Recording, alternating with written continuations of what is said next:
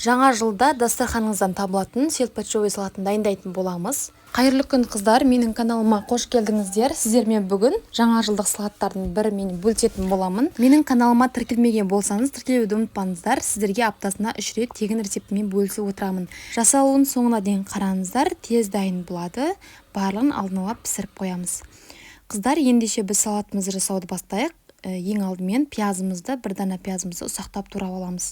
Және біз барлық қосатын құрамдарын пісіріп алатын боламыз. Алдын ала дайындап, пісіріп, суытып, тазалап қоямыз. Пиязымызды ұсақтап турадық. Енді бізге осындай сельдь қажет болады. Оны майынан бөлек алып, ұсақтап турап алатын боламыз. Қалауыңыз бойынша көптеу болғанын қаласаңыз, үлкендеу түрін алсаңыздар болады. Алдын ала балықты тікендерінен тазалап аламыз.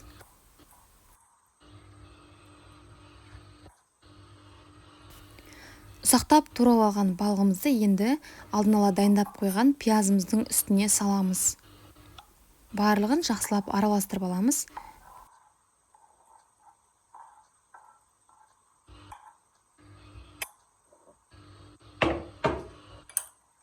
Келесі кезекте құрамдарын үккіштен өткізіп бастаймыз. Үлкен жағыменен осылай, үлкен көзіменен сәбізімізді бірінші өткізіп аламыз.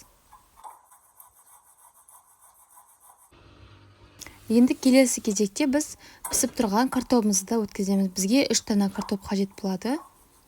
Бұны да үлкен көзімен өткіземіз.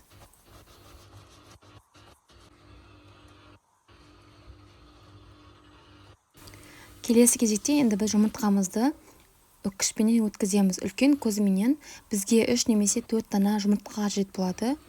4 жұмыртқа қоссаңыз да салатыңыз дәмді болып шығатын болады.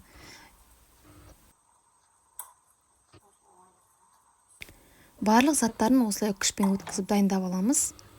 Енді осындай бізге кальций қажет болады, кондитерлік құралдардың ішінде болады. Мұндай болмаса қаймақтың сыртындағы ыдысыменен кесіп алып жасасаңыздар болады формасын. Мен осындай кондитерлік кальцийны қолдандым, осындай форманы қолдандым. Менде бұл диаметрі 18 диаметр. Міне көргеніңіздей енді картопымызды салдық. Біз шанышқының көмегіменен барлығын жайып-жайып тегістеп шығамыз. Дәміне қарай аздап тұз саламыз. Келесі кезекте біз балығымызбенен пиязымызды салатын боламыз. Пиязды ұнатпайтын болсаңыздар, салмай-ақ қойсаңыздар болады. Орнына балықты көптеу қылып салсаңыздар болады.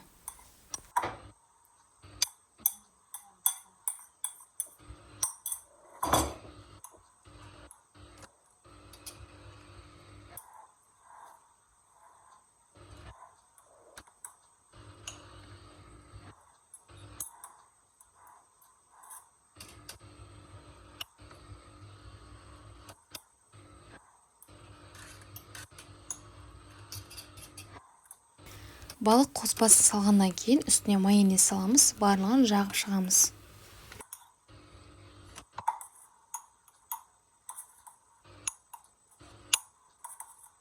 Келесі кезекте енді біз жұмыртқамызды салатын боламыз. Жұмыртқамызды да салып, барлығын жайып шығамыз көрсетілгендей.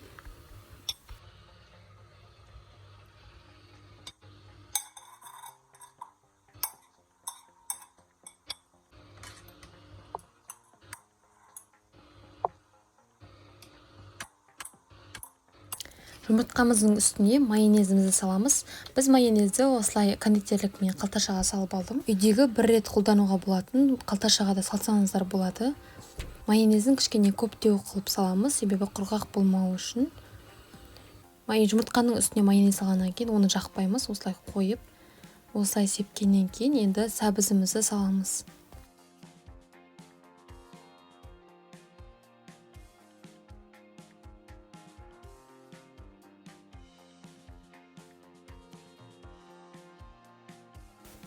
Барлығын салып болғаннан кейін тағы да майонез саламыз.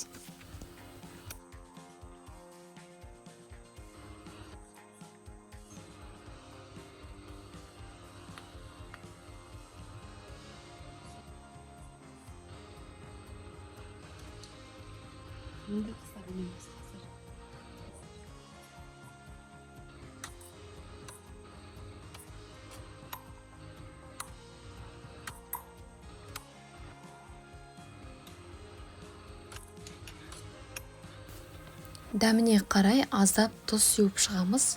Енді келесі кезекте біз қызылшамызды салатын боламыз. Үкіштен өткізіп қойған қызылшамызды үстіне барлығын саламыз. Бізде 2 дана қызылша болды.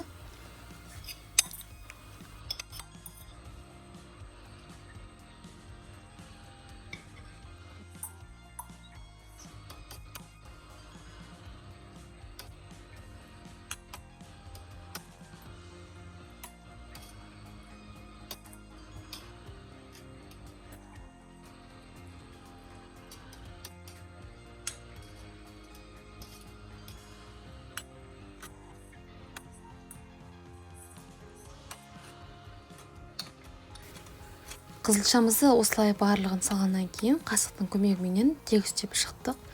Енді қазір біз стаканымызды аламыз. Бізде формасын ұстайтындай болу керек. Сыртындағы формасында алатын боламыз.